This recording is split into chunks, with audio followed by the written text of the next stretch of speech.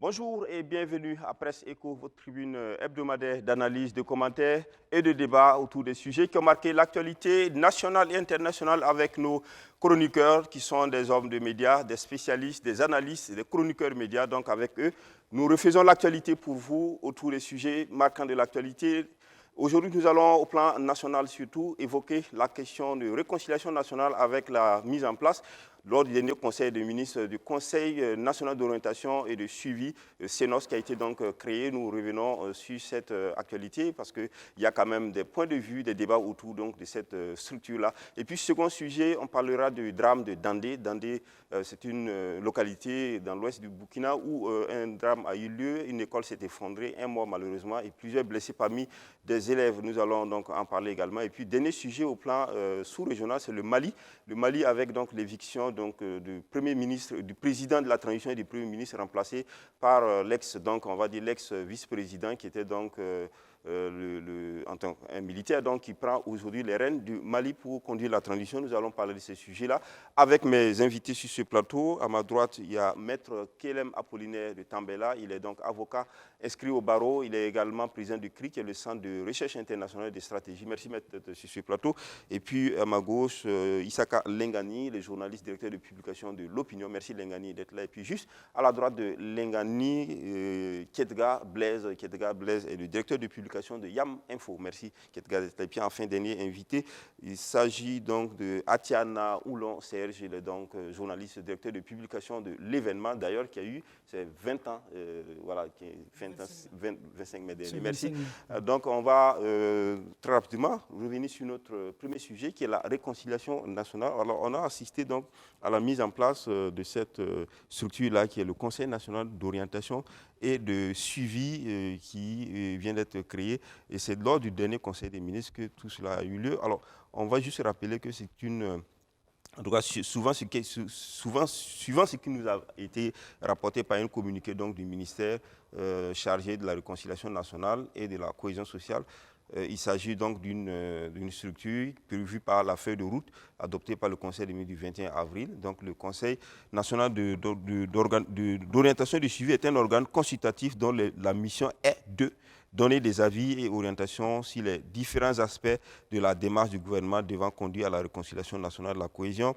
Également aussi, il s'agit de donner des avis et des orientations sur les différentes stratégies relatives à la réconciliation nationale. Il s'agit aussi de donner des avis et orientations sur l'organisation du forum de réconciliation nationale à venir. Quant aux personnes qui peuvent bien sûr être membres, donc il y aura une centaine de personnes, dont les catégories suivantes, les anciens chefs d'État, les présidents d'institutions, les membres du gouvernement, les représentants des partis politiques, opposition majorité, des autorités coutumières religieuses, et les organisations de la société civile, les forces de défense et de sécurité, et puis bien évidemment les représentants des organisations des victimes.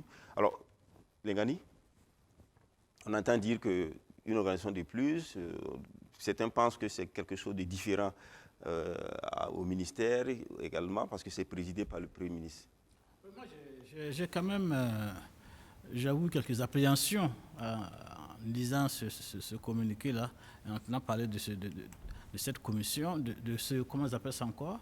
Conseil national. Conseil national, voilà, parce que il me semble que ça fait doublon avec le ministère d'État. Parce que le ministère d'État, quand même, on le sait, c'est rattaché directement à la présidence du FASO, donc au président du FASO. Donc, il y a quand même une certaine autorité. Maintenant, on crée une commission qui est rattachée au Premier ministre et qui est dirigée par le Premier ministre lui-même, avec, dit-on, des vice-présidents qui viendraient de la société civile. Bon, comme c'est pour conseiller le gouvernement, je peux comprendre que bon, c'est un truc qui ne nous intéresse pas tous, qui intéresse le gouvernement.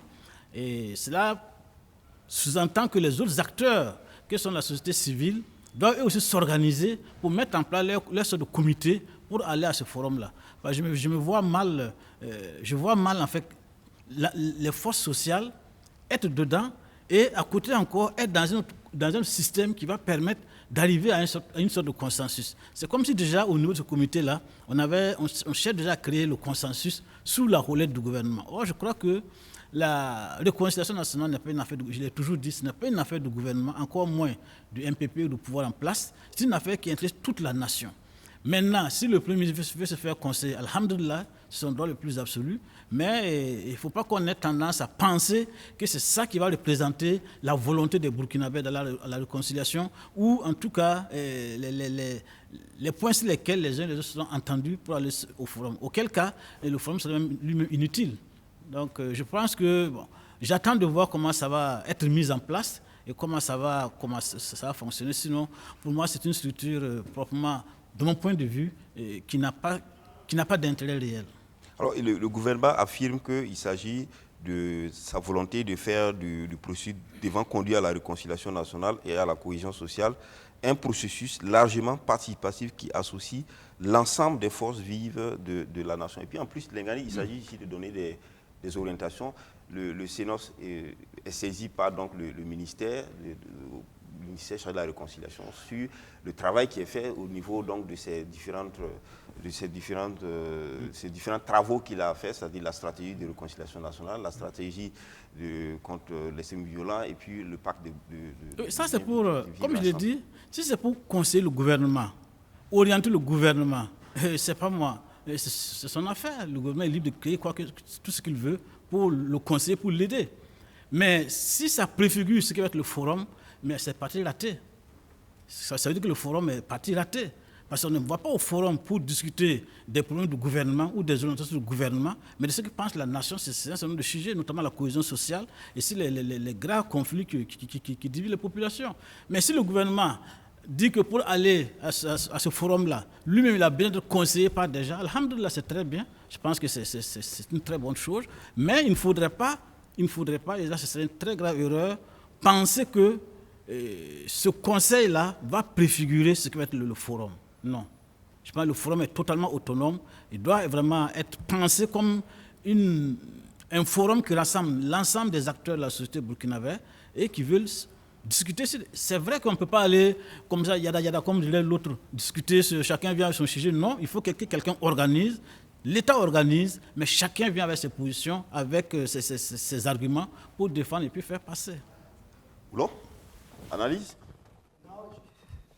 Bon, j'avoue que cette situation est quand même un peu, je trouve un peu bizarre et ça dénote peut-être, ou du moins ça donne l'impression qu'on n'ait pas une direction assez claire de ce qu'on met dans cette affaire de réconciliation parce que, comme ça a été dit, parce que déjà sur les questions de forme, effectivement, je ne sais pas pourquoi on crée le conseil, qu'on met ça sous le chapeau du Premier ministre. C'est vrai que Zéphirine Diabré, fut-il ministre d'État, n'est pas au-dessus du Premier ministre, on peut créer, mais il y a l'institution ministère de la Réconciliation qui est rattaché à la présidence. Donc si on crée une structure de ce genre et qu'on rattache au Premier ministère, je ne sais pas trop, ou à la primature, je ne sais pas trop ce que...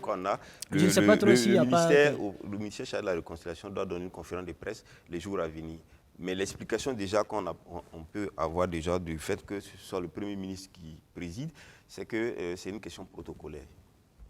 C'était soit le président du Faso lui-même ou en tout cas le Premier ministre. Non, mais bon, ça c'est des questions juste de forme. Et même quand on parcourt, je ne sais pas, peut-être que c'est le résumé du décret, parce que quand on liste un ensemble de personnes sans précision, des anciens chefs d'État, des présidents d'institutions, des ministères, on ne précise pas. Et ce qui tique encore à la fin, on met etc. Bon, je me demande, ça veut dire qu'au regard de la situation, on va trouver d'autres personnes à intégrer dans ce Conseil national ou c'est juste peut-être le communiqué pour résumer le décret. Mais l'autre élément que je vais ajouter, je pense que s'il y a besoin de conseils ou de trucs, ce n'est pas en créant les nouvelles institutions qu'on règle forcément, ou bien les nouvelles structures qu'on règle forcément les problèmes. Parce que je crois que si on regarde dans le paysage institutionnel, on a suffisamment de structures quand même qui sont à mesure de pouvoir accompagner le gouvernement. Quand vous prenez par exemple le CES, le Conseil économique et social, qui est un organe aussi consultatif qui donne des avis, qui donne des orientations, qui produit chaque année des rapports sur des thématiques bien précises. Je ne pense pas que les problématiques posées aujourd'hui,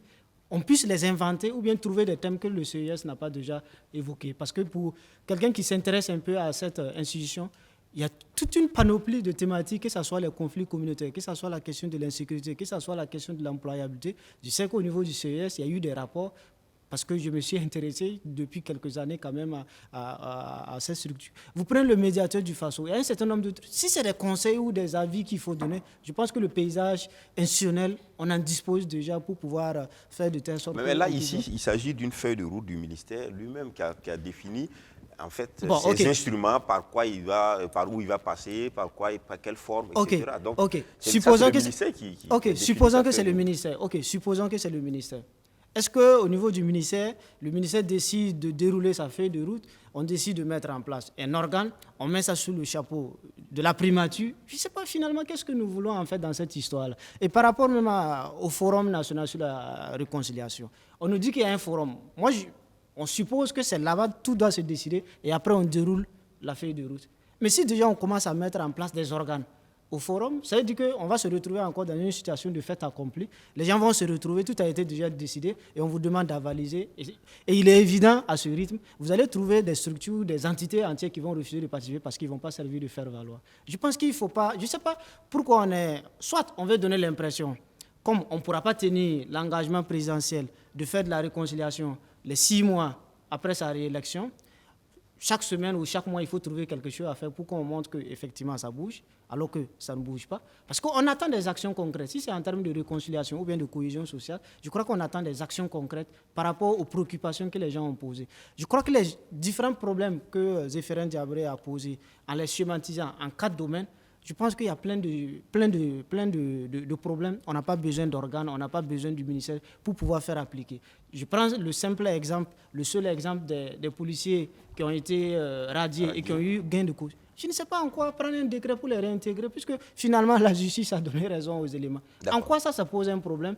Et quand on compare avec le cas des GSP radiés et qui ont eu gain de cause, qui ont été réintégrés, vous prenez les agents des impôts, je crois qu'au niveau du ministère de l'État, ça a été fait. Pourquoi spécifiquement au niveau de ce dossier ça? C'est juste un exemple. C'est pour dire que pour certains dossiers, on n'a pas besoin de perdre le temps. Si tant est que l'État, ou du moins le gouvernement, avait déjà imprimé la marque, donner en fait l'indication pour dire nous sommes déjà dans des dispositions, ce qui est de notre devoir. On n'a pas besoin d'attendre une institution pour pouvoir, ou bien un organe, créer encore un organe qui va venir faire du surplace, laisser peut-être, on appauvrit encore d'autres structures qui n'ont pas l'argent peut-être déjà pour fonctionner, qui sont déjà dans le paysage institutionnel depuis des décennies. Je crois que là, on n'avance pas et vraiment on perd du temps et on ne se retrouve plus finalement, on ne sait pas exactement où on va avec cette affaire. Ketka, sur la même question, il faut rappeler que le ministère a d'autres organes également qui vont naître, mais déjà il y a par exemple le comité des experts, qui est un comité donc, qui travaille sur l'ensemble des éléments. Il y a donc ce conseil-là qui vient de naître, mais il y en a d'autres aussi qui vont être encore créés, en tout cas en allant de la feuille de route que le ministère a eu donc, à élaborer. Bon, moi, je pense que c'est une tradition au Burkina, créer des institutions ou créer donc, des structures. Et quelqu'un avait dit que la meilleure manière de noyer les problèmes, c'est de créer des commissions et des comités.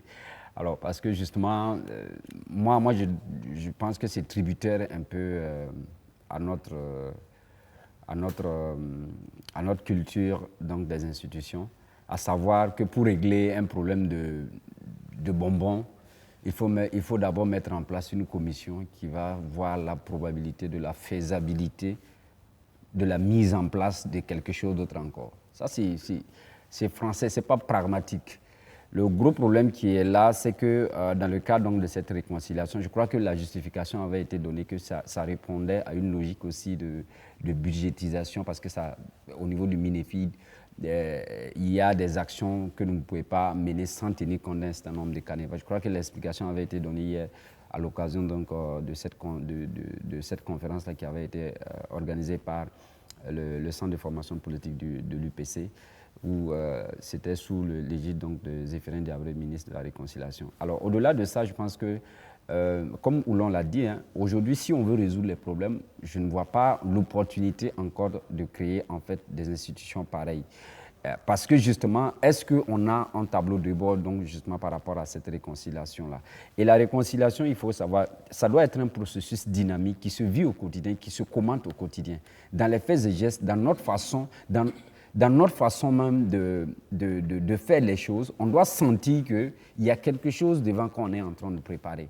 Même la façon de gérer un certain nombre de dossiers en instance, on doit savoir que tous les membres du gouvernement, y compris toutes les institutions du pays, sont engagées dans la dynamique d'une nouvelle vision.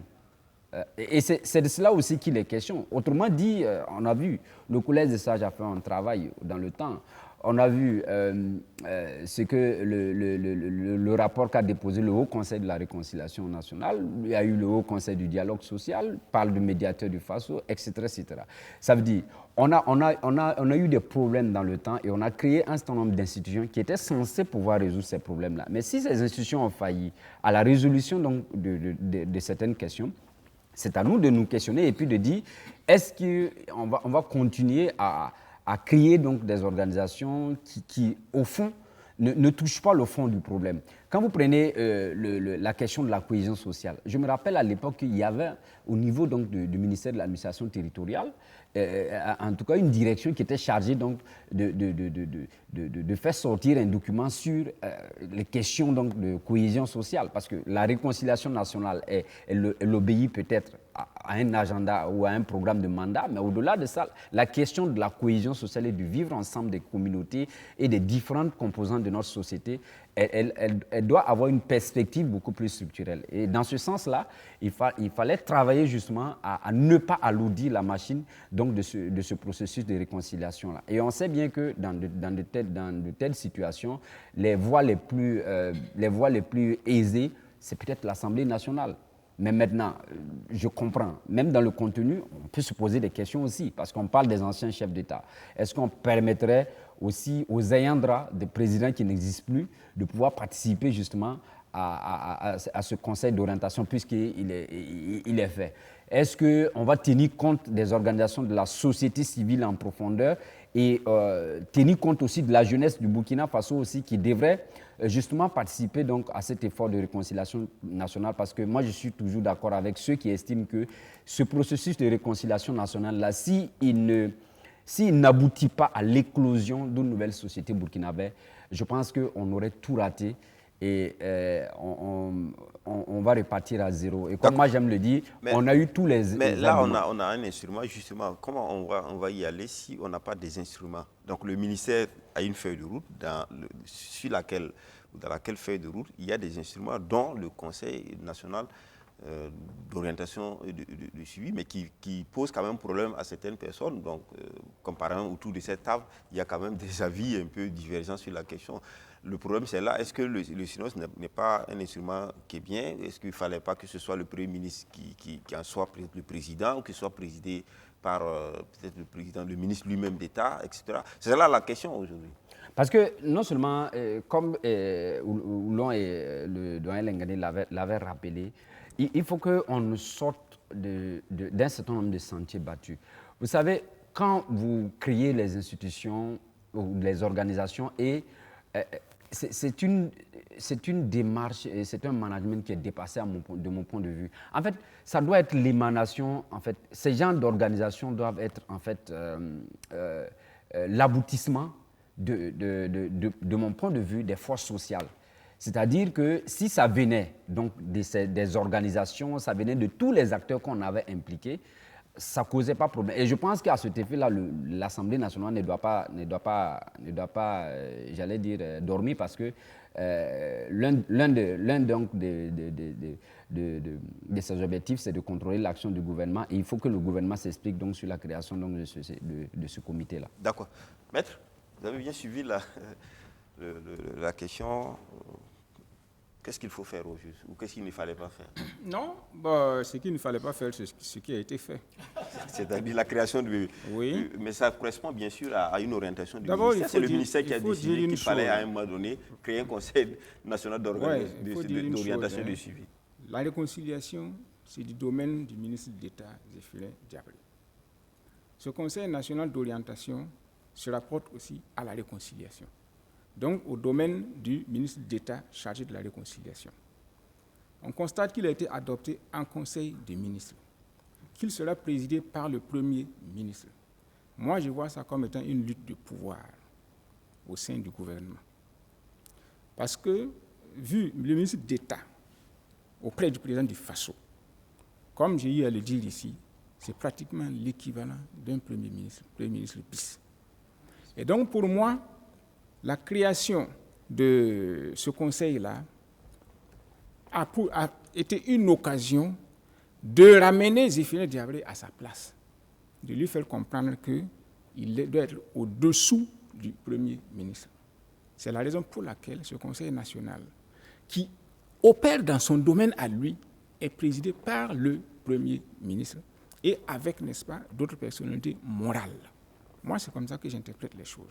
Ça peut être le résultat d'une lutte de pouvoir au sein de l'équipe gouvernementale. Mais du côté de l'équipe de Zéphirin Diabré, c'est pas du moins quand on lit le communiqué, c'est pas l'explication qui est donnée. Non. Ça émane d'une feuille de route éditée par le ministère lui-même. Oui, Monsieur Loukman, Issaka Lingani est là, présent.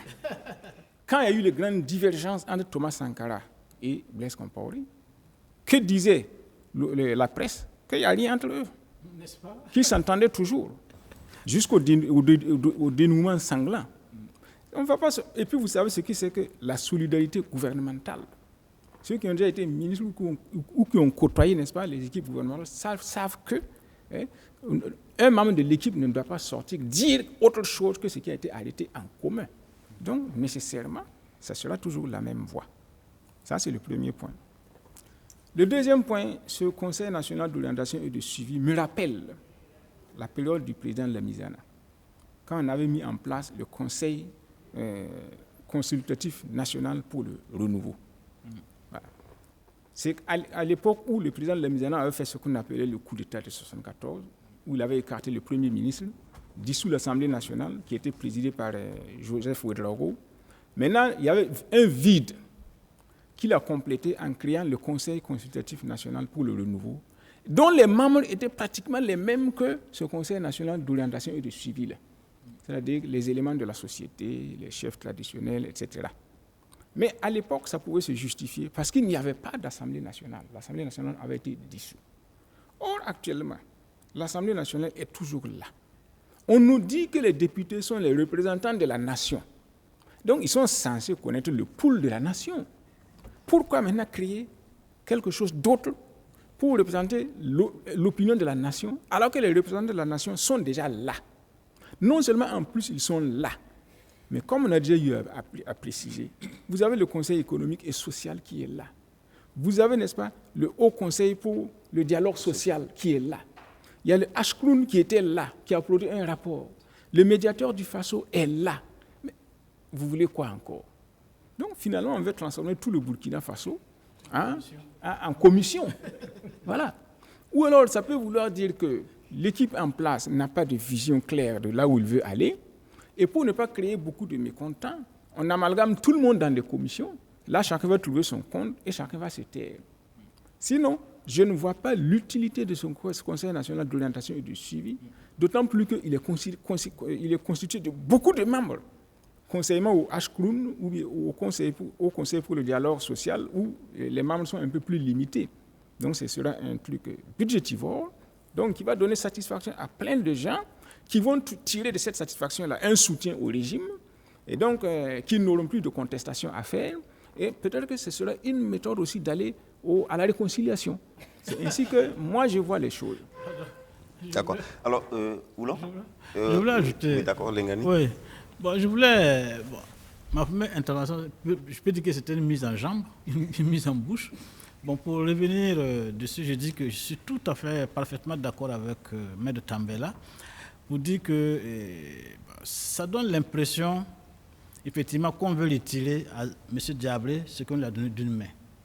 Sinon, il n'y a pas de raison que lui qui est rattaché au président du Faso, bon, il doit recevoir des ordres de quelqu'un, du Premier ministère. C'est quand même gauche. Mais il est le Premier ministre. Le Premier ministre est le chef du gouvernement quand même. Oui, oui. Zéphirin Diabré est certes ministre d'État auprès du président du Faso, mais il reste membre du gouvernement. Oui, c'est dans ce sens-là. Protocolairement, le Premier ministre est au-dessus. C'est dans ce sens-là que je comprends. Et dans ma première intervention, je disais, si le chef du gouvernement veut qu'on le conseille sur la réconciliation nationale, c'est son droit le plus absolu. Mais ça ne doit pas être un élément du ministère de choses. Je crois que c'est quand même... C'est réel, on a l'impression qu'on veut retirer quelque chose à Diabré, d'une part, et d'autre part, on a l'impression qu'on ne sait pas là où on va. Et qu'effectivement, on veut noyer le poisson dans l'eau. Sinon, c'est vrai que M. Diabré est libre de l'option qu'il veut prendre pour résoudre la question de la réconciliation nationale. Mais moi, je pense que, comme les uns et les autres l'ont dit, il y a beaucoup trop déjà des structures qui ont réfléchi sur la question. S'il vous plaît, ces gens ne sont pas des imbéciles. Même si certains ont produit des rapports pour justifier de manière illégale l'argent qu'ils ont volé au peuple pendant 5 ans. Je vais parler du Ashkroun. Donc vraiment, jusqu'à preuve du contraire, je dis que c'est une institution... Il n'y a pas eu de vol au Ashkroun. Non, je dis, c'est clair et net. C'est mon ils opinion. ont exercé une fonction pendant 5 années. Pendant 5 années, oui, mais ils n'ont pas volé l'argent quand même. On ne va pas dire qu'ils ont volé de l'argent. C'est ma manière de dire la chose. Oui, c'était des indemnités qu'ils percevaient normalement dans la légalité. Voilà. Maintenant, on peut ne pas être satisfait du résultat. C'est ma manière de dire les choses. De dire ces salaires indûment perçus. Quelqu'un l'a dit ici, un jour sur le plateau ici. Si c'était une ONG internationale qui avait commandité ce travail-là, mais les gars allaient rembourser l'argent. Parce que le travail n'a pas été fait. On vous donne des dossiers tout ficelés. On vous dit de les résoudre. Pendant 5 ans, vous... Bon. D'accord, on va revenir sur le contenu. Donc je dis que ce conseil-là, qu'on veut le créer là, ne va pas faire mieux que l'Ashkroun. Ne peut pas faire mieux que le médiateur de Faso. Ne pourra pas faire mieux que les autres institutions qui sont le CES et même l'Assemblée. D'accord. Alors, est-ce que quelque part, on ne pourrait pas voir dans ce... Pour terminer sur le point, moi je dis qu'il faut faire attention. Il faut faire attention, il faut recadrer les choses. Moi, je pense que les problèmes sont connus. Tout le monde connaît les problèmes de Burkina d'aujourd'hui. En termes de cohésion sociale, en termes de réconciliation, on les connaît. Le ministère, de mon point de vue, au lieu de commencer à s'attaquer à ces problèmes-là, pour nous préparer des dossiers pour le forum. Ce n'est pas créer des commissions qui vont être là. Moi, je l'ai été heureux d'entendre que le ministère d'État a diligenté une enquête ou une étude sur ce qui s'est passé à Yirgou, ce qui s'est passé à Quin, ce qui s'est passé à ceci ou cela, et nous produisent un rapport pour le forum. Ça, c'est du travail concret. Ce n'est pas créer des commissions, comment s'en sortir. Alors, Oulon, quand on regarde, est-ce qu'il n'y a pas aussi un avantage à avoir une telle structure qui, là, on cite un peu des structures, des institutions un peu éparpillées, mais ici, on retrouve pratiquement tout le monde concentré. C'est quand même une fois inédite de voir qu'on a une structure qui regroupe et le gouvernement, et les institutions, et les anciens chefs d'État en même temps. Est-ce que ça aussi, ce n'est pas quand même un élément, une sorte de task force quand même qui va aider le ministère donc, de la Réconciliation à mieux avancer, à mieux peaufiner ces dossiers? Moi, je ne vois pas où est la plus-value ou quelque chose de nouveau. Parce que, vous voyez, déjà la répartition des postes, vous allez après voir des débats en fait, sur les différentes composantes. Tout de suite, Blaise évoquait qu'il n'y a pas les jeunes, après on va rentrer qu'il n'y a pas les femmes, après on va dire la diaspora, après on va dire qu'il n'y a pas les handicapés, après on va dire qu'il n'y a pas les personnes du 3e âge. Ça va dans tous les sens. On ne peut pas s'en sortir avec ça. Et vraiment, je crois que, sur ce plateau, je crois que sur cette question, il y a presque unanimité pour reconnaître qu'on a déjà les structures qui sont là. Et je crois que c'est un constat qui a été fait depuis Blaise Compaoré jusqu'à maintenant. On a l'impression que quand on a des problèmes, ce qui existe, ça ne résout pas. Il faut créer d'autres. Alors que ça ne résout pas les problèmes. Et il n'y a qu'une autre situation qui fait croire qu'on peut penser que c'est en créant de nouvelles structures qui, après, on crée la structure. Après, parce que le décret n'est pas précisé, en fait, la périodicité de ces rencontres n'a pas précisé si c'est une structure pérenne. Il faut trouver un siège, il faut trouver les moyens. On va tourner, on va perdre 3 mois, 4 mois. Après, on s'en sortira pas. Alors que les documents sont là. Et même pour les dossiers que les gens ont évoqués. On a la Commission nationale des droits humains qui a produit des rapports sur Yirgou, qui a produit des rapports sur d'autres. Alors, la matière est là. On ne peut pas venir faire comme si le Burkina n'existait pas ou bien il n'y avait aucun dossier dans le tiroir et on veut reprendre les trucs à zéro. Pour terminer sur le Conseil, le Sénos, on va juste vous poser une question par rapport au choix qui a été qu'on a pu entrevoir dans le Conseil des ministres. Dans le rapport du Conseil des ministres, il a été dit, présidé par le Premier ministre, qui est secondé par des vice-présidents issus de personnalités morales. Déjà, est-ce qu'en campant ainsi, déjà, ça ne nous invite pas aussi certaines récupérations peut-être politiciennes?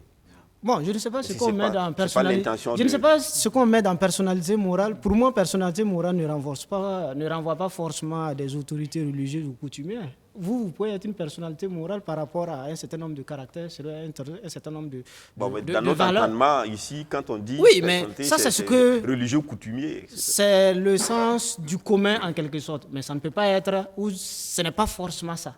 D'accord. On peut avoir des autorités religieuses ou coutumières qui ne sont pas forcément des personnes de moralité impeccable ou irréprochable. On a du tout dans le monde. Dans chaque domaine, on a la même proportion de filous, de médiocres et de délinquants. Donc, on ne peut pas présager que comme c'est des autorités religieuses ou coutumières, c'est forcément des gens irréprochables, ce sont des gens corrects. Non.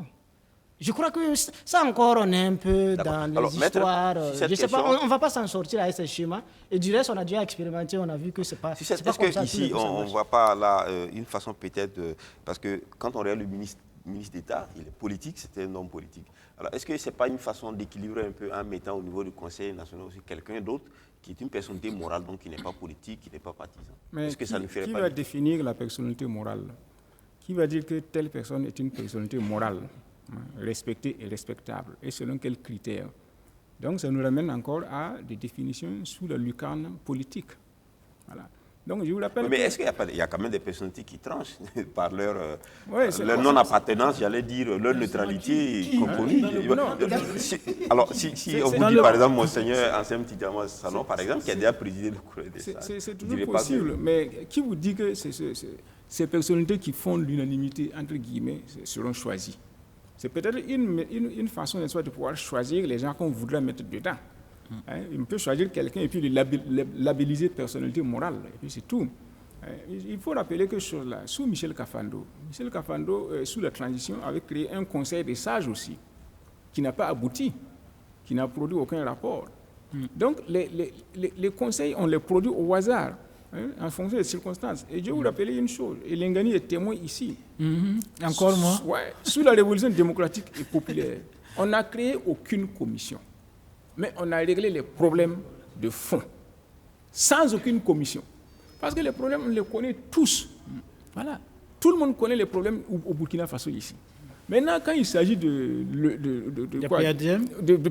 tergiverser, de faire ceci, cela, on fait comme si on ne les connaissait pas. Sinon, on connaît les problèmes du Burkina Faso. Et je vous rappelle que sous Thomas Sankara, il n'y a eu aucune commission de créer et on a réglé tous les problèmes de fond du pays. Merci, maître. Blaise, pour terminer. Oui, là, je suis d'accord avec moi. Parce que le gros problème, c'est qu'il ne faut pas avoir dans ce processus de la réconciliation-là un processus assez neutre. C'est ça. Et 2025 se joue aussi dedans. Et ça, c'est pas un élément à totalement écarter. Et quand vous regardez la configuration des forces politiques actuellement avec ce processus de réconciliation qui, d'une part, est vu comme dont l'accomplissement est vu comme l'accomplissement d'une promesse de campagne, et d'autre part est vu comme une volonté d'aller de l'avant du peuple burkinabé selon ces acteurs politiques-là. Il faut se dire que toutes les organisations qui seront créées et ceux aussi qui dirigent le pouvoir d'État aussi, qui ont la majorité dans la décision du pouvoir d'État, il faut se rappeler, ce sont des gens qui ont une obédience dont on connaît et qui savent déjà que toute organisation qu'on crée dans la stratégie de la conquête du pouvoir d'État, une organisation qu'on crée et qu'on ne contrôle pas, justement, dans ses actions, devient automatiquement un adversaire. Donc, je suis d'accord avec ce qui a été dit que ça peut être une tentative de repositionnement parce que justement, on a vu aux premières heures donc, des actions de M. Zéphirin Diabré, toute l'empathie, etc., quand il visitait les chefs traditionnels. Et donc, les couleurs aussi de l'UPC avaient commencé aussi à se hisser. Et donc... merci Kiedga. On va aller très rapidement. Juste dire qu'une des missions aussi de CNOS, là, c'est de donner des avis et orientations sur toute question à lui soumise par le gouvernement ou qu'il juge pertinent de soumettre au gouvernement et qui entre dans le cadre, bien sûr, de la réconciliation nationale. Il faut dire que le ministre d'État va donner une conférence de presse les jours à venir. Je crois qu'on aura plus d'informations par rapport à tout ce qui tout ce qui s'est dit aujourd'hui sont des analyses. Merci. On continue pour notre second sujet. Il s'agit du drame de Dandé, une école donc qui s'est effondrée et malheureusement il y a eu un mort, donc un élève est décédé et d'autres blessés dans le cadre, en tout cas suite à cet incident-là. On va suivre d'abord, d'ailleurs même en reportage avant de revenir pour commenter.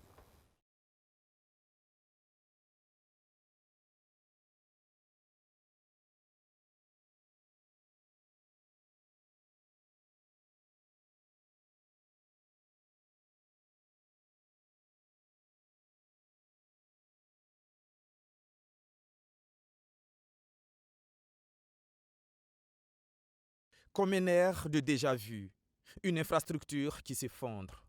L'image ne choque même plus, c'est devenu un banal phénomène, les consciences sont aseptisées. Sauf qu'ici, dans la commune de Dandé, l'effondrement d'un bâtiment de 3 salles de classe a causé un mort et fait une vingtaine de blessés. Tous des élèves venus apprendre. Comment en est-on arrivé là? Le drame des Dandé est le triste résultat d'une succession d'indifférences, une accumulation de complicité et une concentration de léthargie dans la conduite des travaux des chantiers publics.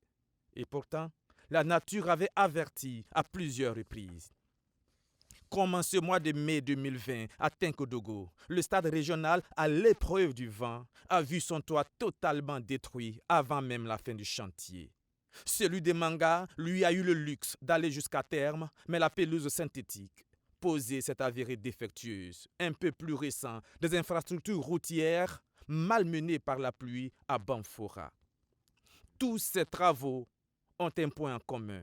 Ils ont été réalisés dans le cadre des festivités du 11 décembre, le symbole même de la légèreté dans les travaux publics.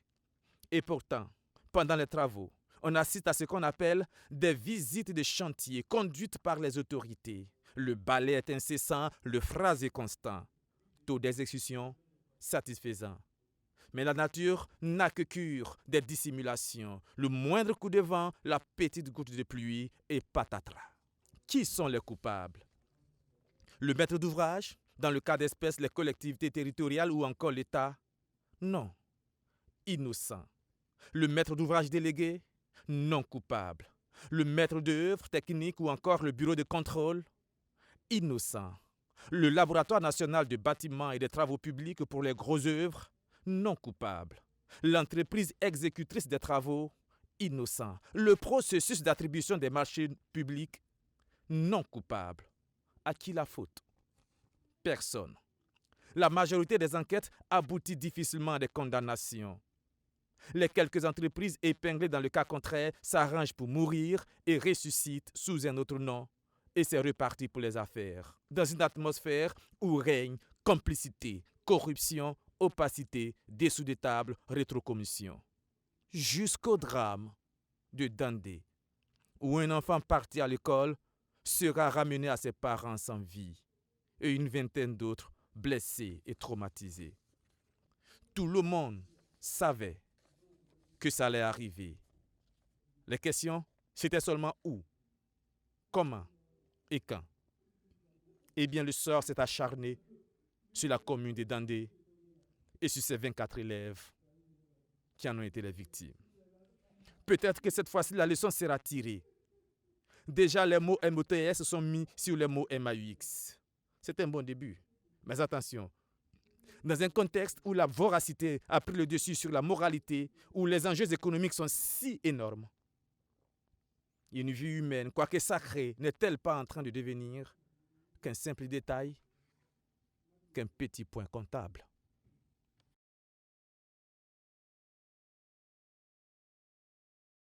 Merci. Alors, vous avez tous suivi avec un reportage qui est plein d'émotions, partant donc surtout de Dandé, avec cette situation que vous avez vue.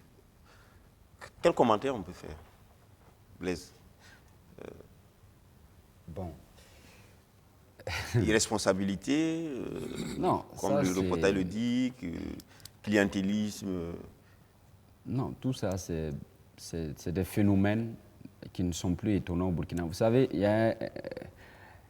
ma grand-mère me disait que dans une famille, quand on enterre la honte, là, quand vous enterrez la honte, ça veut dire que vous perdez en même temps l'équilibre et l'âme de votre famille. Ça veut dire que depuis un certain temps, on se rend compte que la honte n'existe plus au Burkina. Et on se rend compte aussi que à un certain moment, on pose les actions comme si, en fait, on n'avait pas... c'est comme je le dis, on a un problème des valeurs. Et sans ça, quand vous n'avez pas d'idéal de société, tout le reste là, ça peut venir. Quelqu'un a dit, lorsque vous ne mettez pas A dans la tête d'un individu, B doit arriver tranquillement. Ces situations-là, Depuis les questions de construction des chantiers du 11 décembre, le 11 décembre est censé être quoi? Incarner une certaine indépendance. Et quand vous allez à l'indépendance avec de la légèreté, quand vous allez célébrer des fêtes d'indépendance avec je ne sais pas quoi, mais je vais dire simplement que je suis ahuri et je ne sais pas quoi dire. Je ne sais pas quoi dire parce que... Moi, je pense que d'abord, il faut féliciter le reportage qui est très bien fait, très bien monté, très professionnel, et qui touche vraiment l'âme. C'est ça le rôle des médias. C'est-à-dire arriver à sensibiliser, à toucher le cœur des citoyens. Et ce reportage-là en est un exemple vraiment qu'il faut féliciter. Et cela dit, le problème est tellement grave, et comme le dit le commentaire lui-même, tellement routinier au Burkina que ça ne fait ni chaud ni froid à qui que ce soit. Ce même village de Dandé, si vous allez demain organiser des élections, premier MPP, deuxième NTD, ça veut dire ceux-là même qui sont responsables de la mort de cet enfant-là vont être élus. C'est comme ça au Burkina Faso. Et parce que les gens auront mis de l'argent, ils auront traumatisé les opposants. Dandé, je connais très bien ce village-là, le village du maire Salia Sano, qui a subi ce qu'on sait. Et on se rappelle les élections de 2015, ce qui s'est passé au niveau de cette commune. Bon, bref, de manière générale, il faut dire que c'est vraiment très grave. Et comme le dit le reportage, où situer les responsabilités? Parce que chacun des éléments de la chaîne, en commençant par celui qui a exécuté les travaux, si vous l'interrogez, vous allez voir peut-être qu'il a eu le marché et avec un délai d'exécution impossible, déjà très court, de 8 mois par exemple. Sur les 8 mois, on le décaisse à partir du 4e mois.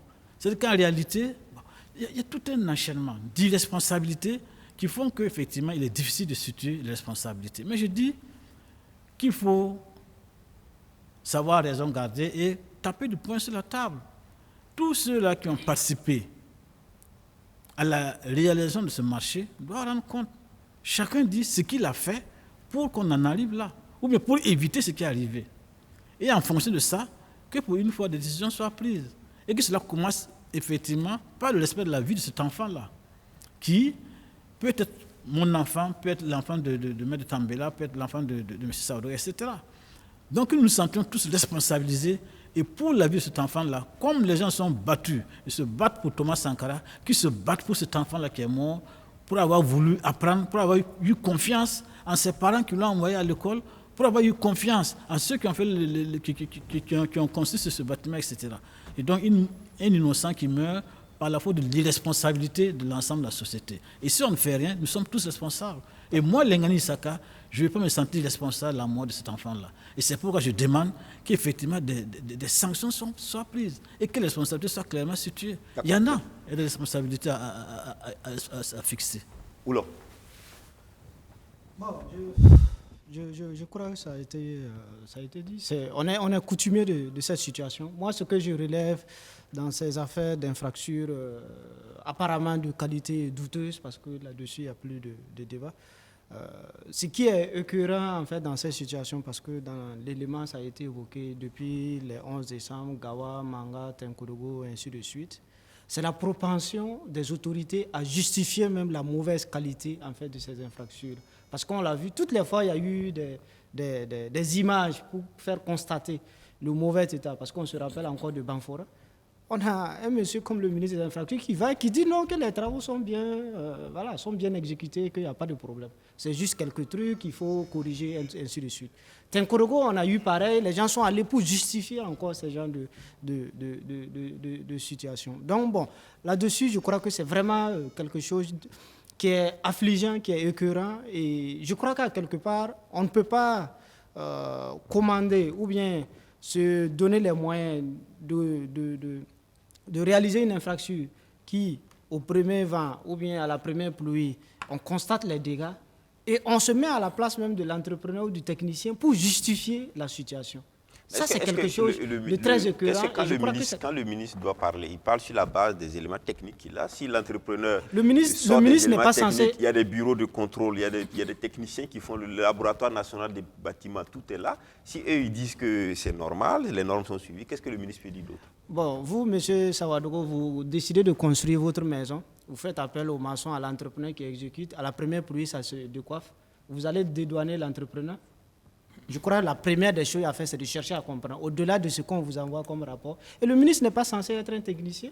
Je ne sais pas qu'est-ce qu'il connaît dans les histoires de bitume, de gasoil, de quoi ou quoi. Et du reste, l'actuel ministre, ce n'est pas quelqu'un du milieu.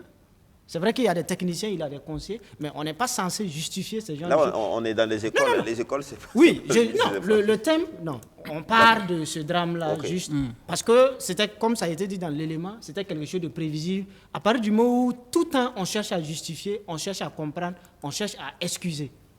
Donc, bon, il ne faut pas qu'on soit étonné qu'on arrive à cette situation. Et si on est encore dans ce schéma pour dire c'est l'école, c'est peut-être pas une infraction du ministère des infractions ou bien c'est l'association des parents d'élèves. Parce qu'il faut rappeler que ce n'est pas Dandé seulement. Dans la seule semaine, je crois que si on s'en tient au mot du ministre en charge de l'éducation, Stanislas Ouaro, je crois qu'il y a au moins 3 écoles où ça a été décoiffé comme ça.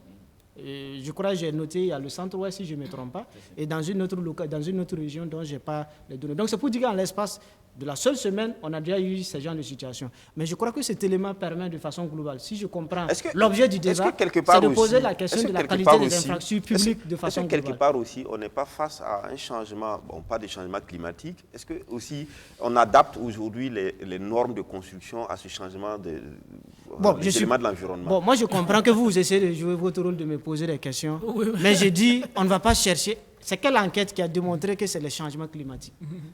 Moi, je pose une question. Non, mais moi, je vous comprends. Aujourd'hui, il y a plus de vent qu'hier. Hein. Il y a souvent des vents, il y a des grandes pluies aujourd'hui. Ça me rappelle le cratère par rapport à la route qui passe devant l'hôpital Yalgado. Vous avez l'entrepreneur qui a envoyé la balle dans le camp de l'ONEA. L'ONEA qui envoie... Apparemment, ils disent qu'ils vont mener une enquête pour comprendre ce qui a creusé le trou. Et finalement, il n'y a pas eu d'enquête. Bon, je crois qu'il ne faut pas faire de fuite en avant. Je suis d'accord. Quand ça arrive, on doit chercher à comprendre. On met en place peut-être une commission... et l'inspection ou bien il y a une enquête administrative. Je crois que là-dessus aussi, comme peut-être cette fois-ci il y a eu mort d'homme, peut-être que la justice aussi va chercher à comprendre et qu'on décidera de chercher à comprendre. Autrement, je crois que la famille aussi peut-être peut être dans les dispositions aussi de poursuivre. Parce que là, c'est la responsabilité de l'État qui est engagée. Même si l'État n'est pas coupable, à quelque part, il est responsable de la situation parce qu'il est chargé de faire de telle sorte que toute infraction du public, qu'elle puisse être de qualité. Et je crois que là-dessus, on n'est pas dans ce chemin, on n'est pas dans cette disposition. Bien au contraire, on tente à justifier. Et quand on tente à justifier, c'est qu'à quelque part aussi, peut-être, on se reproche de quelque chose dans cette situation, ou bien on a une responsabilité. Parce qu'on construit sa maison, si la maison est décoiffée à la première pluie, on ne va pas dire que l'entrepreneur a bien exécuté son travail, a bien fait son travail plutôt. Avis sur cette question, qui est quand même une question importante. Le phénomène de changement climatique. Pourquoi l'exclure? C'est une question qu'on pose. Aujourd'hui, on a des phénomènes. C'est une hypothèse qui ne peut pas marcher. Vous avez des monuments qui ont été construits ici avant l'indépendance, qui résistent toujours. Quand vous prenez le lycée Zenda, le lycée Ouezin Koulibaly, même des bâtiments comme la Cour suprême qui existe ici, là, il y a des bâtiments qui ont été construits avant les indépendances. S'il y avait changement climatique, ces monuments-là devraient subir plus de changement climatique que ce qu'on vient de construire. Et ces monuments-là tiennent toujours. L'école primaire que moi j'ai fréquentée a été construite avant l'indépendance. Elle est toujours là. Elle a fait face à tous les vents et à toutes les intempéries. Elle est toujours là. Pas une ride. Donc, ce n'est pas une question de changement climatique. Quand vous prenez le grand bâtiment de la Poste centrale, qui est toujours là, haut, et qui défie tout, il est toujours là. Non, on ne peut pas parler de changement climatique. Il faut ça. Vous savez, moi j'ai un ami qui travaillait dans le nettoyage. Une fois, il a eu un marché avec un ministère. Le marché faisait 800 000 francs. Le DAF du ministère lui a dit qu'il faut qu'il lui rétrocède 400 000 francs. 50%. Donc, il y a longtemps, les gens sont passés de 10 à... Donc, c'est-à-dire qu'il n'avait plus que 400 000 francs pour faire le travail. Comment voulez-vous qu'il fasse bien son travail? Voilà. Comment voulez-vous qu'avec 400 000 francs, sur un marché de 800 000 francs, il achète le matériel, il paye le personnel, hein, il fasse tout pour que le travail soit bien fait? Donc, nécessairement, avec ce qu'il... Et lui aussi, il doit se nourrir dans ça. Donc, nécessairement, ce sera un travail bâclé. Il n'achètera pas tous les produits qu'il faut, il va sous-payer le personnel, et c'est la chaîne qui se produit. Une route a été bitumée dans le nord du Burkina Faso. Je ne donne pas le lieu pour ne pas... Après, les gens de la localité ont demandé à l'entrepreneur, mais comment tu peux nous faire une route comme ça? Il a dit non, écoutez, le ministre par lequel j'ai eu le marché m'a dit que si je ne lui retransfère pas tant de millions, je n'aurai pas le marché. Donc lui aussi, il a fait avec ce qui restait. Voilà comment les choses se font. Et à qui la faute? Est-ce que aux personnes qui demandent à prendre des pourcentages ou des rétrocommissions ou aux entrepreneurs? Parce tout que le monde est responsable. Je suppose qu'on a donne un exemple. Je vous donne un exemple. Mon ami qui avait son entreprise de nettoyage, moi je lui ai dit, mais pourquoi tu prends le marché? Il m'a dit, s'il ne prend pas, c'est quelqu'un d'autre qui va prendre. Voilà. Et lui, il ne va pas manger. Ah voilà. Donc la responsabilité revient à ceux, hein, aux autorités qui proposent ça. Parce que chaque entrepreneur sait que s'il ne le fait pas, oui, mais il y a des milliers d'autres qui attendent. C'est la question d'éthique de part et d'autre. S'il n'y a personne à qui on doit prendre des rétrocommissions, il n'y aura pas de travail. C'est pour ça que moi je propose que des crimes de ce genre-là soient érigés en crimes contre l'humanité, imprescriptibles. Ainsi, ça va changer le comportement des gens. Si tu sais que si ça se produit, tu vas répondre. Les gens changent. D'accord, mais il y a aussi donc il faudra qu'on érige cela en crime contre l'humanité. Je termine en disant que s'il faut subir des choses comme ça, mieux vaut laisser les écoles sous paillotte. Parce que si l'école est sous paillotte, en cas de catastrophe, il y a moins de dégâts. Voilà. D'accord. Alors il y a aussi une autre réalité qui est un peu plus technique, c'est cette loi, ce principe du moins 10 ans. C'est-à-dire que les entreprises doivent proposer au moins pour pouvoir avoir un marché. Est-ce que là aussi les entreprises ne font pas de la mauvaise foi en proposant moins? Moins 10 ans, ça ne veut pas dire qu'on propose quelque chose qui ne peut pas faire les travaux. Et puis il y a une limite des barèmes. Dans le cas de cette école-là, je crois que ça doit être des ressources même qu'on a transférées aux collectivités qui ont servi à construire ce bâtiment-là. Non, je pense que c'est au-delà de tout ça, je suis d'accord avec Maître que est-ce que les gens savent qu'ailleurs on a fusillé des gens pour ça? C'est ça aussi qu'il est question.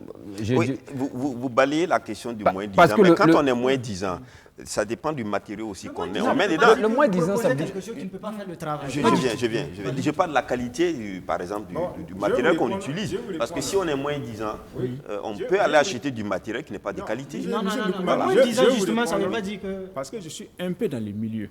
Nous organisons des ventes aux enchères. Il y a un minimum qu'on fixe. Il y a un minimum du prix. Et à partir de là, maintenant, celui qui peut donner plus, il prend.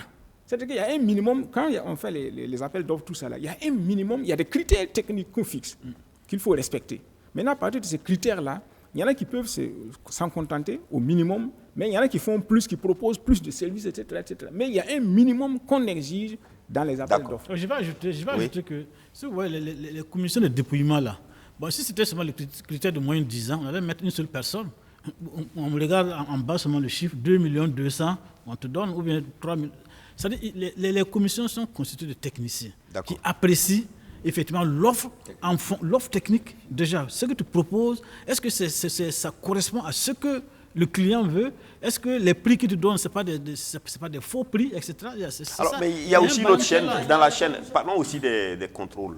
Il y a des bureaux de contrôle. Est-ce que ça aussi, il n'y a pas un problème? Parce que souvent, on accuse souvent les ministres d'avoir dit cela, alors que sur toute la ligne, il y a quand même des... Non, ça veut dire que en fait, le problème des responsables politiques, c'est ce que moi j'ai dit, c'est de vouloir justifier quand manifestement on sent que ça n'a pas été bien fait.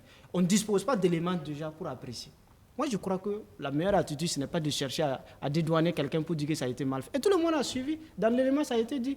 On justifie.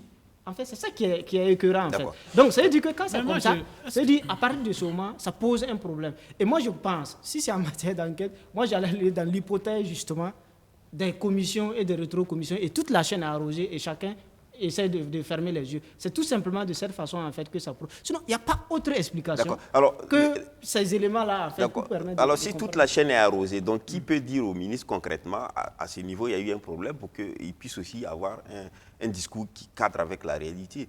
Si tout le monde dit que c'est bon, le bureau d'études dit que c'est bon, les contrôles disent que c'est bon, tout le monde dit que c'est bon, qu'est-ce que le ministre peut dire d'autre? Le ministre, déjà, lorsqu'il prend fonction, il fixe le cap. On regarde c'est quelle sorte de boulot il veut. Est-ce que vous voyez? S'il est dans le deal, on le met dans le deal automatiquement. D'accord. Et il est complice de tout ce qui se passe. Quand il y a un marché et on veut vous le mettre en tant que ministre, même si vous n'avez rien demandé, l'entrepreneur veut vous donner 2 millions, ou bien vient obtenir votre enfant et puis vous donne 500 000 francs, vous devez vous poser des questions. Moi, si tu me fais ça là, le lendemain, j'envoie une équipe visiter ton chantier pour voir si effectivement ce n'est pas une tentative de corruption qui est en cours contre ma personne. Et malheureusement, comme on a dit, le système est devenu... D'accord. Alors, on va revenir sur le sujet. Les appelants vont nous permettre... On va revenir sur le sujet. On ne peut pas l'épuiser totalement. On va revenir. Des gens vont appeler et on va revenir sur le sujet. On va terminer, parce que le temps est très bref, sur le Mali, avec cette éviction. Donc, on va dire éviction, démission, éviction. On ne sait pas qu'est-ce qu'il faut dire au juste. Donc du président de la transition, Ba Ndao, et de son premier ministre, Mokhtar Ouane. On va se rappeler simplement que c'est suite à un nouveau gouvernement qui a été publié, dans lequel gouvernement il y a 2 militaires donc, qui n'ont pas figuré, ceux de la défense et de la sécurité, qui sont pourtant des éléments clés de la junte. Alors, on parle aussi d'éléments venus formés en Russie. Donc aujourd'hui, la question aussi est géopolitique, géostratégique. Mais concrètement, c'est quoi le problème au Mali? Est-ce que vraiment c'est le problème de la France et la Russie qui se télescopent au Mali? Non, mais le vrai problème, n'est-ce pas? C'est une phrase qu'un ami de Lengani avait dite ici, que ceux qui sont appelés à boire le lait n'ont pas à compter les veaux. C'est tout. Quels sont ceux qui ont pris le pouvoir au Mali? C'est le colonel Goïta et ses amis. C'est sous la pression que les Mbando, etc., les Kwawan, là, sont arrivés au pouvoir. Voilà. Eux, ils étaient là pour boire le lait. Ils n'avaient pas à compter les veaux. Or, il se trouve qu'ils ont commencé à vouloir compter les veaux et à vouloir arracher les veaux même du parc des militaires. Ça ne peut pas marcher. C'est ceux qui ont le pouvoir, qui déterminent la ligne à suivre. Ce sont les militaires qui ont pris le pouvoir. Or, ils avaient une stratégie de lutte contre l'insécurité que le Premier ministre et le président ne partageaient pas. Au contraire, eux, ils semblaient partager le point de vue de la France. Et c'est là ce qui a amené la dissolution du gouvernement et l'éviction des militaires, n'est-ce pas, qui étaient du côté de Goïta. Donc, à partir de là, le conflit était ouvert. Mbadao s'est comporté comme s'il avait réellement le pouvoir. Sans doute qu'il a reçu des assurances de la part de la France. Alors les militaires ont dit, si c'est comme ça, on va montrer qui a le pouvoir ici. Voilà. Donc voilà ce qui a expliqué le coup d'État. Je le dis sous la responsabilité d'Issaka Lengani et de Oulon, qui sont des enquêteurs, n'est-ce pas, confirmés ici. Et donc voilà comment ça s'est passé. Donc c'était inévitable. Donc les militaires ont constaté qu'avec l'accord des Russes, ils arrivaient beaucoup plus à maîtriser le problème de l'insécurité. Comme ça, c'est ce qui s'est passé en Centrafrique. Malheureusement, moi, je constate que, vous savez, on ne peut pas quitter un impérialisme pour un autre impérialisme. Ils sont tous pareils. C'est une question de lutte, de leadership. À un moment donné, on a commencé à dire que les Chinois étaient mieux que les Occidentaux, etc. Mais dans les pays où les Chinois se sont implantés en Afrique, vous voyez que parfois, une fois qu'ils ont l'assurance et qu'ils sont bien implantés, ils font parfois pire que les Occidentaux. Allez voir, par exemple, en Zambie, comment ça se passe. Donc, quitter la France pour aller en Russie et croire que ce serait mieux, je ne sais pas. C'est quitter Pierre Paul, alors. Voilà. Peut-être à court terme. Alors, Oulon, très rapidement, est-ce que là, on a vu des condamnations un peu partout? Le président Macron qui était allé adouber donc, au Tchad ce qui s'est passé, un militaire au pouvoir qui l'a même fait asseoir, s'est offusqué de ce qui arrive au Mali. Il dit que c'est un coup d'État dans un coup d'État, et que c'est inacceptable. Le Conseil de sécurité des Nations Unies également a condamné le fait. La CEDEAO s'est réunie en ce moment à Accra, mais là, on a vu que le Goïta est venu au niveau niveau de la CEDEAO, au sommet des chefs d'État, comme président du Mali? Non, je pense que ce sont des condamnations de principe. Je pense que, je ne sais pas, est-ce que ça peut changer fondamentalement ce qui s'est passé là-bas, puisqu'il y a un vernis juridique qui a été donné au pouvoir d'Assimi Goïta. Et au niveau du Mali, il semble avoir un consensus, sinon une unanimité, pour dire que voilà, Bandao, effectivement, s'est dégagé de la voie. Le F5, par exemple, qui était le mouvement qui a entraîné... ou de l'opinion publique. Et vous avez, ce qui est très rare quand même, une centrale syndicale qui condamne les prises de pouvoir par la force, mais qui prend acte de la situation et qui a même levé son mot d'ordre de grève illimitée. Donc c'est pour dire qu'apparemment, Assimi Goïta semble être en harmonie avec la population malienne. Bon, dans ces cas de figure, je ne sais pas bien ce que peut bien faire. Oui, mais il y a la menace des sanctions de l'Union africaine. Oui, mais quand vous sanctionnez un pays, CEDEAO, ce n'est pas les dirigeants qui souffrent. Voilà, le problème n'est pas de sanctionner. Il peut y avoir des condamnations de principe. Vous prenez des pays comme les États-Unis, même le Tchad que vous avez évoqué. Pour les États-Unis, il faut faire une transition civile jusqu'à ce qu'après, vous travaillez même avec ces autorités censées être illégitimes ou illégales. Ça, c'est des condamnations de principe. L'histoire retiendra que vous avez fait ça. Et c'est comme cela que ça marche. Mais je ne pense pas qu'on puisse avoir dans la situation malienne quelque chose qui va changer. À partir du moment où les Maliens semblent applaudir ou sont d'accord de ce qui s'est passé, je crois que là-dessus, il n'y a pas de problème. Maintenant, pour ce que vous avez posé sur les questions de géopolitique de France et de Russie, moi je crois que ce sont des éléments à prendre en compte et certainement que c'est la divergence par rapport à l'option de lutte au niveau du terrorisme, certainement qui a faussé le jeu. Et si vous ne voyez pas de la même façon, effectivement, celui qui a fait son push va récupérer le pouvoir puisque c'est lui qui est venu vous chercher. Alors, Ketka, est-ce qu'aujourd'hui, on est dans une erreur de croire que quand il y a un coup d'État, il faut forcer pour mettre, un civil pour diriger la transition? On a vu même au Burkina, on a mis un civil et après, il y a eu un push qui s'est invité.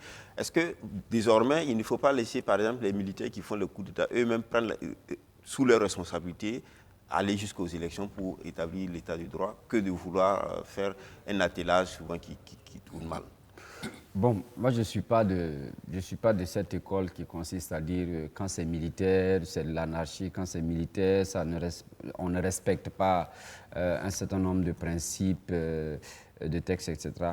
Parce que le gros problème, effectivement, on est dans le scénario burkinabé parce que à la différence, c'est que dans le scénario malien, en fait, Goïta a, comme Maître l'a dit, l'assentiment en fait, des forces vives et des populations maliennes. Donc, dans notre cas ici, on a vu, et vous-même vous le savez, que dans des transitions pareilles, il y a forcément une tentative de contrôle. Il y a forcément une tentative de contrôle, soit en interne, soit du côté externe. Vous avez vu ce qui s'est passé au Tchad. Rapidement, les FARC ont menacé le lendemain quand Macron devait venir. Les FARC se sont repliés jusqu'en Libye parce qu'ils ont subi des frappes aériennes donc, des forces françaises. Donc c'est pour dire aussi qu'il y a non seulement une dynamique interne dans ces situations-là qui font qu'il faut regarder la situation aussi au-delà en fait, de ces condamnations. C'est vrai, l'Union africaine, ça c'est leur chanson tous les jours. Et lorsque par exemple il y a une situation pareille qui arrive, souvent même on condamne même sans prendre le soin même donc de se poser la question qu'est-ce qui s'est passé en interne, allez regarder. Donc je pense que Goïta est dans une logique aujourd'hui où effectivement au niveau interne, il a non seulement organisé des cadres de concertation où il a déjà le soutien donc en interne. Maintenant, au niveau international, effectivement, il y a une guerre aujourd'hui géostratégique entre la France et la Russie. Et je pense que j'ai vu que la France était en train de menacer de retirer ses soldats donc, au Mali. Et je pense que la France est en train de comprendre progressivement qu'à partir du Mali, elle risque de perdre beaucoup de pays dans son précaré. Dans son précaré. D'accord. Alors, Lengani, sur le plan diplomatique, Goïta est arrivé réellement à s'imposer parce qu'on voit qu'il a éconduit Goodluck Jonathan, qui est le médiateur donc, de la CEDEAO, et finalement, il parachève donc l'œuvre d'éviction, et puis il se retrouve aujourd'hui à aller à un sommet des chefs d'État, où il arrive comme chef d'État, il est tout simplement investi par la Cour constitutionnelle du Mali qui lui reconnaît donc sa légitimité, sa légalité. Alors finalement, donc, on va dire que les militaires ont remporté au Mali. Je crois que c'est la réalité. Hein. Bon. Et pour une fois, les militaires sont aussi en harmonie avec il y a un consensus national qui se dégage en faveur de l'option militaire. Et moi, je crois que dans cette affaire, de mon point de vue, il faut être lucide. Lucide, et ça doit servir pour tous les autres coups d'État qui vont venir, parce qu'il y en aura, je suis certain. Il ne faut pas se voiler la face. Que lorsque les militaires prennent le pouvoir par la force, moi, je crois qu'il faut les encadrer et qu'ils conduisent des transitions militaires qui leur permettent d'organiser des élections impartiales entre les civils. Il n'est pas s'acoquiner des civils qui vont pourrir la transition et la tirer vers elle. On l'a vu au Burkina Faso ici.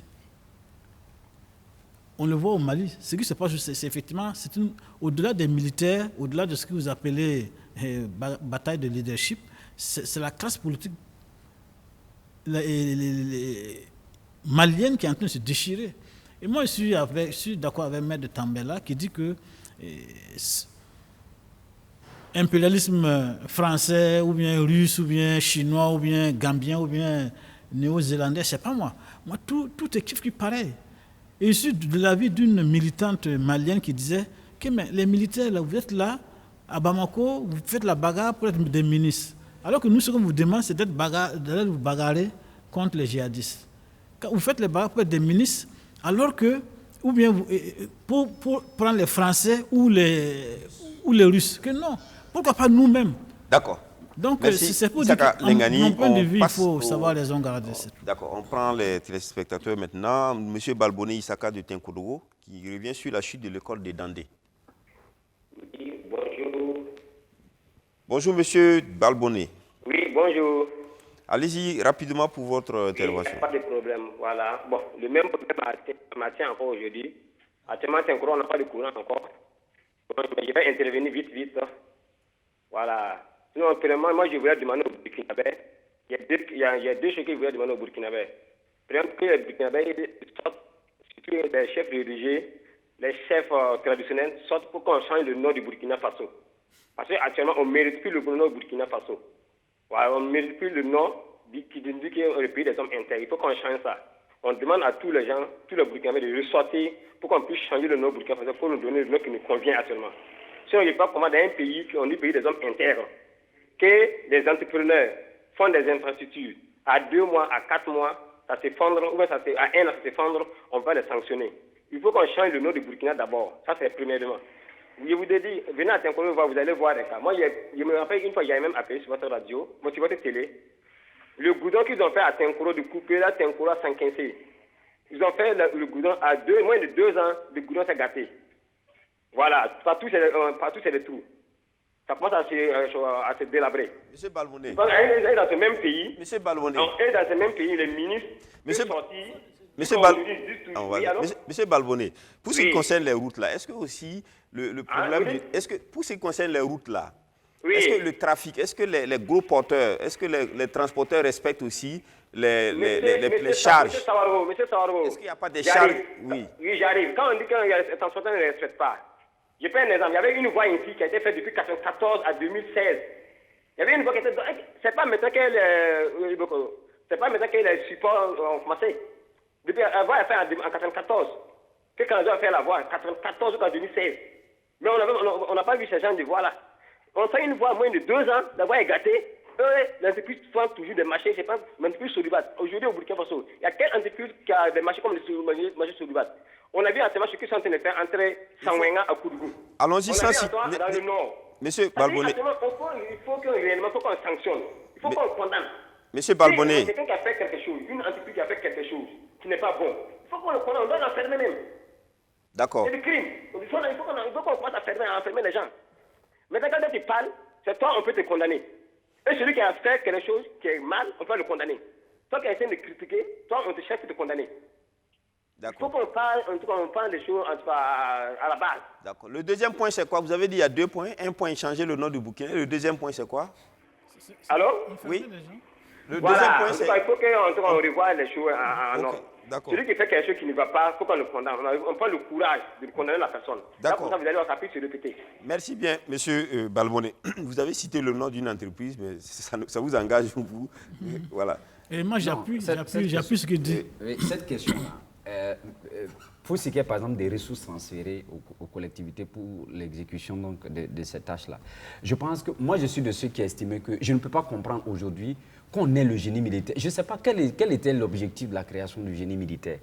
Et je pense que souvent, vous arrivez dans des localités où, en fait, la façon dont les gens exécutent les travaux, tu te poses la question, mais est-ce que finalement, on est sérieux dans cette affaire-là? Et je pense que si on peut essayer de voir dans quelle mesure et adapter les textes pour que, même si c'est le génie militaire qui va contrôler certains travaux, en collaboration donc avec un certain nombre de structures de voilà. Il y a aussi une question qui est importante. Est-ce qu'aujourd'hui, concrètement, est-ce qu'on a des entrepreneurs de métier? Est-ce qu'on a des constructeurs de routes qui ont la compétence? Parce qu'on voit aussi des entreprises se créer à l'appel.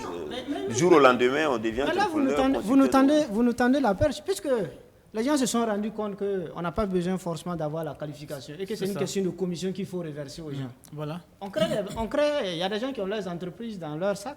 Moi, je me rappelle, il y a un de la santé qui dit qu'il connaît un ancien brancardier à l'hôpital, mais maintenant qui livre du matériel biomédical dans les hôpitaux. Et on a vu tout le scandale qu'il y a. Donc aujourd'hui, si les gens ont compris, et quand vous faites le point, effectivement, aujourd'hui, vous vous rendez compte, ce sont des opérateurs économiques ou bien des entrepreneurs créés de toutes pièces qui ont pion sur rue, c'est eux qui raflent les marchés. Je crois qu'on a eu les écoutes téléphoniques avec, comment il s'appelle encore, qui était conseiller spécial. Ou carrément, après, on s'est rendu compte qu'on est obligé d'aller louer telle machine, on est obligé d'aller faire ceci, cela, pour pouvoir faire les travaux. Bon, c'est compliqué. C'est compliqué. Et tout cela est alimenté par justement ce circuit de corruption, tout simplement. Je crois qu'il ne faut pas se voiler la face. C'est ça, en fait, Alors, mais le téléspectateur de M. Balbonnet dit qu'il faut... Bon, en fait, il fait un peu une boutade, mais il dit qu'il faut changer le nom du Burkina Faso. Oui, je crois que non. Ça exprime un peu... Ça exprime le ras-le-bol. Ça exprime la frustration, en fait. C'est un peu les points sur lesquels vous avez insisté. Les questions d'éthique, les questions de morale au niveau de chaque individu. Mais quand vous faites cela et que vous êtes dans un environnement gangréné, bon, effectivement... Est-ce qu'il ne faut pas changer les Burkinabés au lieu de changer le pays? Parce que le pays, le nom est déjà bien, donc il faut changer les gens en bien ou il faut changer le pays pour rejoindre les gens en mal? Là, vous revenez dans mon camp. Ah Sous la révolution démocratique et populaire, n'est-ce pas? Nous avons changé les mentalités. Mais les Issaka Lengani ne nous ont pas laissé le temps d'aller plus loin. Là, il faut un leadership politique. C'est tout. Il faut une vision. Je vais quand même citer Thomas Sankara pour lui faire plaisir, qui disait justement, ça doit être un de ses derniers discours, que lui faisant le bilan de la révolution, des 4 ans de révolution, ce qui lui paraît avoir le plus marqué l'esprit des Burkinabés, c'est d'avoir changé les mentalités, plutôt que de faire un bilan exhaustif et matériel de ce que la révolution a réalisé. C'est vrai, il faut effectivement travailler dans ce sens. Je suis tout à fait d'accord avec mon parent Balbonnet, qui dit qu'il faut, si on ne peut pas assumer notre nom, mais qu'on prenne le nom qui convient à celui que nous sommes. Et je dis avec lui, et je suis prêt à répondre s'il le faut, si les travaux sont mal exécutés, ça veut dire que c'est depuis le sommet jusqu'à la base. D'accord. On prend notre dis clairement, si le ministre va visiter les travaux, laisse faire, si après la destruction, le ministre ne prend pas de sanctions, ça veut dire que le ministre a été corrompu lui-même. Ça, c'est évident. La solution, c'est de faire comparaître tout le monde devant le tribunal. Voilà, ça veut dire que le ministre est corrompu lui-même. Alors, on va prendre notre deuxième téléspectateur, M. Lamoussa François, qui appelle de Ouagadougou, lui, sur le sujet malien de l'éviction du président du Premier ministre de la transition. Bonjour à tout le monde. Moi, ce que je pense de ce sujet, j'évite de parler des sujets de mon pays parce que sinon je risque de dire des choses qui vont choquer. Et je vais tout simplement dire aux Maliens que il faudrait qu'ils prennent conscience que personne ne va venir sauver le Mali à leur place. Et que si réellement le jeune militaire qui a pris le pouvoir, je vois qu'il circule sans gilet pare-balles, ça veut dire qu'il est conscient de ce qu'il est en train de faire et des risques qu'il prend. Ça veut dire que s'ils veulent sauver le Mali, il faut qu'ils commencent à quitter l'Union africaine, la CEDEAO, tous ces, excusez-moi l'expression, ces conneries qui ne servent à rien et qui se renferment sur eux-mêmes. Et chercher leurs partenaires, ils seront prêts à payer le prix pour leur développement. Parce que sinon, aller dans un sujet, dire qu'on n'est pas dans, on veut amener les gens à je ne sais quelle fin de transition, alors que tous les politiciens maliens semblent être la même chose, ça ne va pas régler le problème. Si vous avez pris le pouvoir pour pouvoir faire quelque chose, il va falloir que vous implémentez ce que vous avez décidé de faire. quel que soit ce que vous allez faire comme erreur, au moins vous aurez essayé de faire quelque chose. Sinon, si c'est pour prendre un pouvoir et puis aller donner à des voleurs et puis à des incapables, ça ne sert pas à quelque chose. C'est les appeler à s'assumer et de comprendre quand j'entends des gens dire oui, on a quitté les Français pour les Russes, ça montre à quel point nous sommes enfantins. Ça veut dire que mentalement, on n'est pas encore mûrs. Notre paix dépend de nous. Les Russes, les Croix, les Chinois, personne ne va venir nous sauver. Il faudrait que nous prenions conscience dès maintenant que si nous voulons, par exemple, une Afrique meilleure, il faudrait qu'on s'investisse. Même si nous allons mourir par milliers, ce n'est pas grave. L'essentiel, c'est qu'on puisse atteindre notre objectif. C'est ça qui compte. Mais quand on est dans une logique où on fait 2 pas à l'avant, 3 pas en arrière, ça sert à quoi?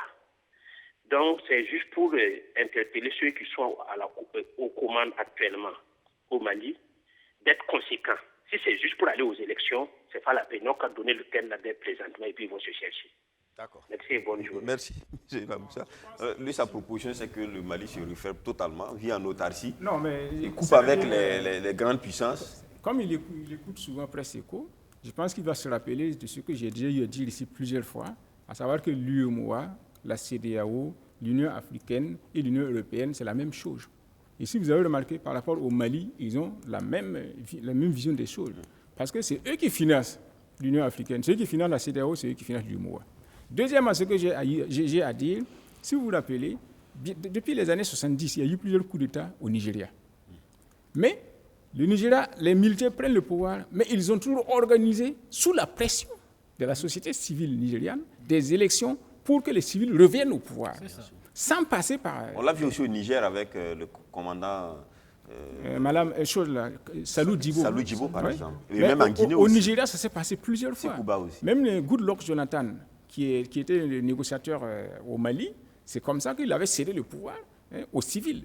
Donc, mais parce qu'il y a une société civile très puissante au Nigeria qui fait que, même quand les militaires viennent au pouvoir, à un moment donné, ils sont obligés de céder le pouvoir. Et ça se passe en l'interne, au sein du Nigeria. Ils n'ont pas besoin de CEDEAO, de l'Union africaine, etc., de Commonwealth, etc., pour organiser leur transition. Donc, c'est à ça qu'il faut arriver. Donc, il revient aux Maliens de s'organiser de telle sorte, n'est-ce pas, à voir les intérêts du Mali d'abord. Merci. Et comme le Mali n'est pas comme le Burkina Faso, c'est-à-dire le Burkina Faso, c'est le pays le plus faible au sein de la CEDEAO. Parce que tous ceux qui nous entourent là sont des pays de la CEDEAO. Donc si la CEDEAO décide un blocus général, nous, on est foutus. Mais le Mali a une ouverture sur la Mauritanie et sur l'Algérie. Donc ils peuvent se foutre de la CEDEAO et puis s'orienter vers ces pays. Merci, maître. On prend M. Touré Oumar qui appelle de Bobo Dioulasso. Lui, il revient sur la création du Conseil national d'orientation et de suivi de la réconciliation. M. Touré. Bonjour tout le plateau. Bonjour à vous, M. Touré. Voilà, et permettez-moi de dire sincèrement à M. Lengani que quand il veut jouer le rôle de contre-pouvoir, il est inégalable. Parce qu'il sait beaucoup de choses, plus que les jeunes journalistes. Moi, je le dis, il le fait sincèrement.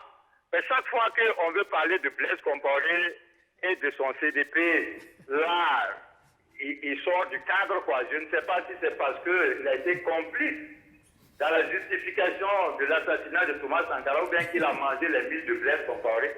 Mais sincèrement, quand il veut jouer le rôle de contre-pouvoir, il le fait bien.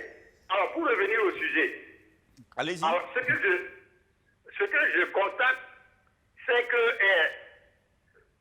l'appel à l'attention du peuple que j'avais lancé est en train de se justifier. J'avais dit attention, le président Roch est en train de récupérer le processus de réconciliation à son profit.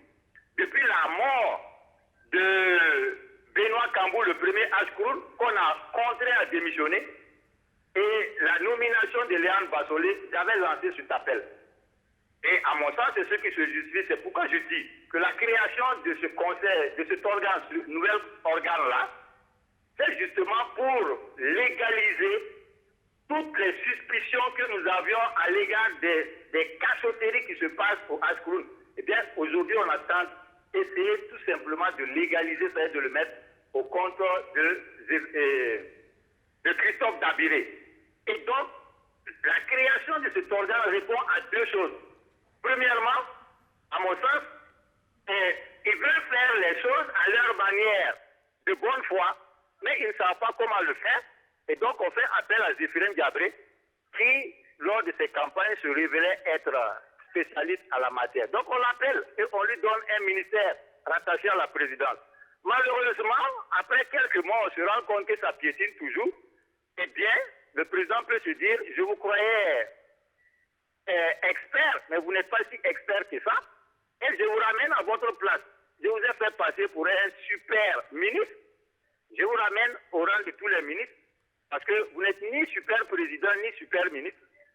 Et ça, c'est la première des choses. La deuxième chose, c'est effectivement de lui montrer que, en réalité, le processus de réconciliation qu'il est en train de faire, l'exemple qu'il a choisi, la Côte d'Ivoire, n'est pas le meilleur exemple. Peut-être que l'exemple rwandais ou sud-africain pouvait être mieux.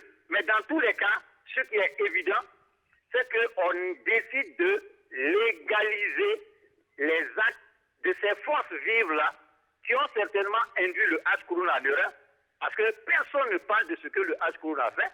On les a créés pour gérer des dossiers. Ils sont allés créer de nouveaux dossiers avec des bourreaux.